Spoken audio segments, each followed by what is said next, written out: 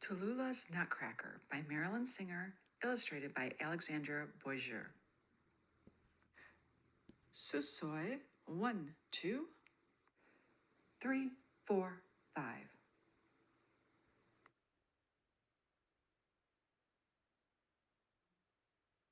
There was only one Christmas present that Tallulah really wanted. When the phone rang, she was sure her wish had come true, and she was right. "They picked me," she shouted. "I'm going to be a mouse in the Nutcracker." Lots of kids tried out, but they picked me. "I thought you wanted to be the sugar plum fairy. You said you didn't want to be a mouse ever," said her brother Beckett. He loved being a mouse. "That was when our dance school told us that this is a real Nutcracker for a real ballet company in a real theater." "Can I come see it?" "Of course you can. Lots of people will come," Tallulah exclaimed, "and everybody will get to see me dance." In ballet class, all the students congratulated Tallulah. "What wonderful news," said her teacher, giving her a hug. "It's a great honor." "I know it is," Tallulah agreed, doing chaîné turns around the room. That day she worked extra hard. She turned out her hips and feet in a fabulous fifth position and rose on her toes in a splendid susoi. Then she jumped to one foot in a graceful seisin. Ballet class is fun, she thought, but being in a real ballet is big time. Maybe I'll be on TV. Tallulah could hardly wait. At the first rehearsal, Tallulah stood proudly with 11 other kids she'd never met before. All of them were playing mice. Tallulah hoped that she would stand out. The ballet master greeted them warmly. Then he told them the story of the Nutcracker. A girl named Clara receives a nutcracker shaped like a soldier for Christmas, and her jealous brother breaks it. That night, she has a dream about scary mice battling toy soldiers. "That's where you come in," said the ballet master. He showed them a hoop. "Let's pretend that this is the clock you mice come through. Are we ready to begin?" "Yes," everyone called back. Tallulah's voice was loudest of all. The ballet master lined them up and made them creep through the pretend clock. He made them scuttle in a circle and run this way and that. Tallulah went to many rehearsals. She didn't have time to go to Christmas tree shopping with her family or catch the season's first snowflakes on her tongue. When a girl in her dance class asked her to a holiday party, Tallulah told her, "I'm sorry, but I'm way too busy. That's the same day as our dress rehearsals."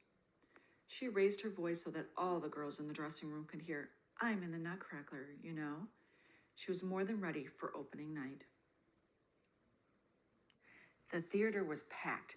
Everyone Tallulah knew was in the audience. There was even TV cameras. Tallulah stood in a backstage room with the other mice. The glittering sugar plum fairy was stretching in one corner. Clara was in another. They both looked elegant. Tallulah stretched a little too. She was wearing a gray jumpsuit, ears, whiskers, and a tail. She did not look elegant, but she decided that it didn't matter. "Tonight I am a mouse, but soon I'll be Clara, then the sugar plum fairy, the most elegant sugar plum fairy ever." "Mice, toy soldiers' places," called the stage manager. Tallulah hurried to the wings. She watched as Clara fell asleep. The music got a little spooky. Tallulah's stomach started to dance by itself. She took a deep breath and gave it a little pat. Then, right on cue, as Clara's dream began, she crept out of the clock with the other mice behind her. "Ooh," said the audience. Tallulah was pretty sure that Beckett's "ooh" was the loudest.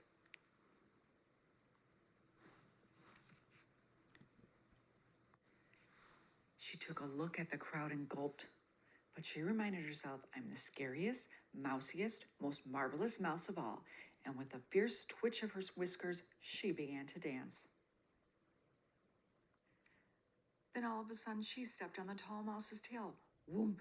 They both fell down. Tallulah tried to get up, but another mouse tripped over her, followed by two toy soldiers. They all lay in a stunned heap in the middle of the stage. The audience gasped, then giggled. Tallulah wished she could disappear through the floor. With her face as pink as the inside of her mouse ears, she managed to scramble to her feet. She finished her dance in a daze. Then she rushed off stage and hid. Afterward, Tallulah didn't want to face anyone. She sat alone in a backstage room with tears rolling down her cheeks.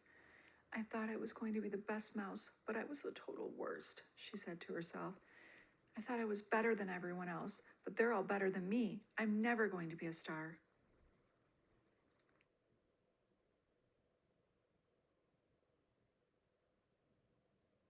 She was rubbing her eyes when the dance master came in.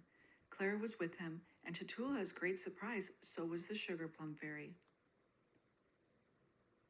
The dance master sat down next to Tallulah, handed her a handkerchief, and put an arm around her shoulders. When I was your age, I played a party guest in the Nutcracker. We drank real punch. Someone put ginger ale in it. I burped loud enough for the whole audience to hear. Tallulah blinked. Really? She said.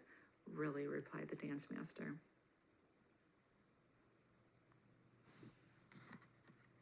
"2 years ago, I played a snowflake," said Clara. "I forgot to take off my pink and green striped leg warmers." The audience couldn't help stop giggling. Tallulah blew her nose. "Oh no," she exclaimed. Then she looked at the sugar plum fairy. "Last year, I was the flower queen. I did a lovely pirouette, and my skirt fell off." Tallulah couldn't help it. She started to laugh. The sugar plum fairy joined in.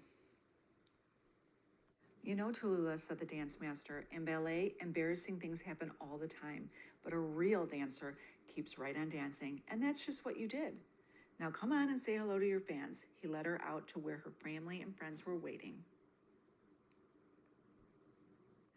They all hugged her. Beckett hugged her hardest of all.